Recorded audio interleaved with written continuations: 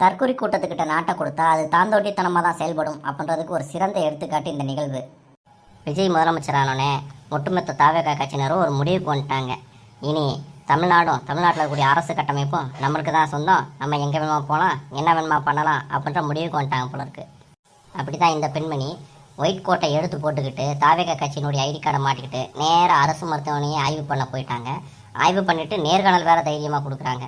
இதற்கு இவங்க கொடுக்கக்கூடிய விளக்கம் என்னென்னா, வேலை பார்க்கும் இடத்துல விபத்தின் காரணமாக ஒருத்தரோட கை துண்டிக்கப்பட்டுருச்சு, அது சம்பந்தமான பிரச்சனைகள் குறித்து எங்களுக்கு அழைப்பு வந்துச்சு, அதை விசாரிக்க வந்தோம் அப்படின்னு சொல்கிறாங்க.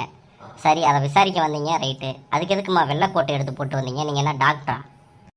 தாவேகா கட்சியினுடைய மருத்துவர் அணியில் இருந்தாலே போதும், வெள்ளைக்கோட்டை போட்டுக்கிட்டு எந்த ஒரு அரசு மருத்துவமனையும் போய் ஆய்வு செய்யலாம் அப்படின்னா இத்தனை அரசு மருத்துவர்கள் எதற்கு, அதுக்கு ஒரு டீன் எதற்கு, இந்த துறை சார்ந்த ஐஏஎஸ் அதிகாரிகள்லாம் எதற்கு, எல்லாத்தையும் கலைச்சிட்டு ஒட்டுமொத்த அரசு மருத்துவமனை கட்டமைப்பையும் கொண்டு போய் தாவேகா கட்சிக்கிட்டே கொடுத்துடலாம்ல.